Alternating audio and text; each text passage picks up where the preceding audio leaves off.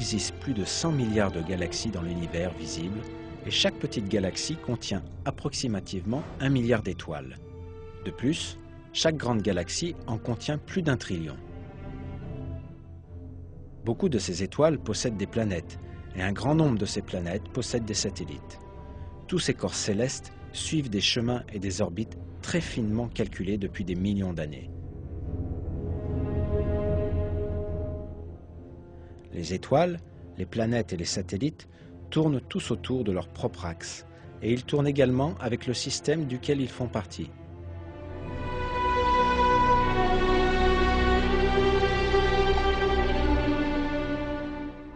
L'univers fonctionne suivant un ordre, tout comme les rouages d'une machine.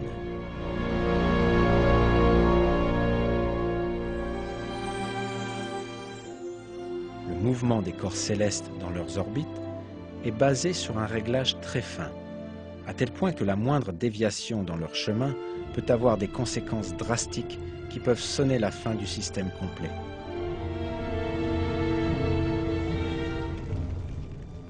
Par exemple, les conséquences d'une déviation de la course de la Terre de simplement 3 mm ont été décrites ainsi.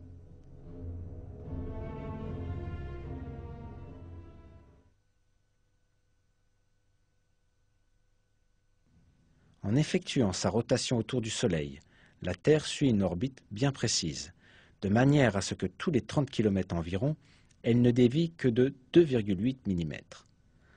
L'orbite que suit la Terre ne change jamais, car même une déviation de 3 mm seulement provoquerait des désastres. Si la déviation était de 2,5 mm au lieu de 2,8 mm, alors son orbite serait plus élevée et nous serions tous gelés. Si la déviation était de 3,1 mm, on brûlerait.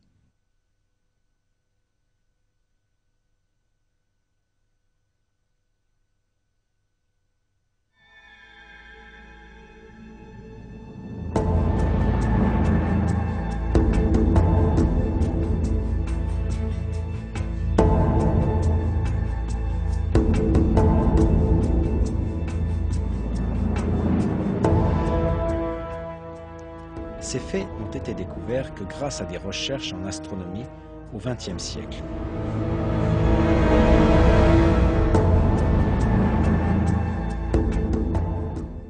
Pourtant, il a été révélé 14 siècles auparavant dans le Coran que les corps célestes tournent dans des orbites très précisément réglées.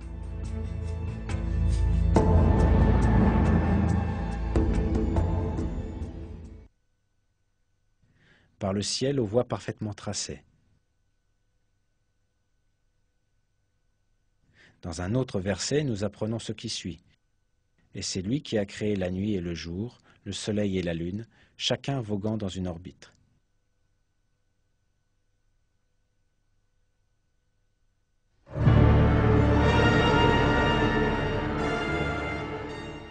Selon les calculs des astronomes, le soleil se déplace le long d'un chemin appelé l'apex solaire, dans le chemin de l'étoile Véga. De la même manière qui est révélée dans le Coran.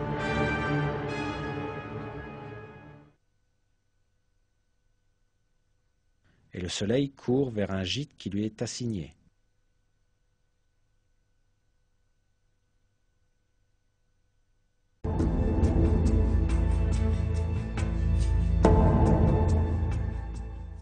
À l'époque de la révélation du Coran, l'humanité ne possédait aucun télescope pour scruter l'espace lointain, à des millions de kilomètres de distance, ni des technologies d'observation ou la science moderne de la physique et de l'astronomie.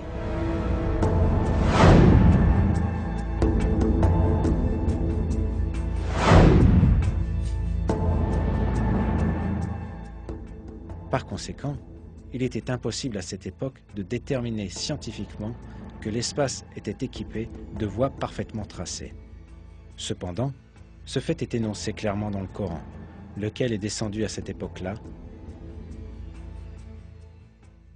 car le Coran est la parole de Dieu.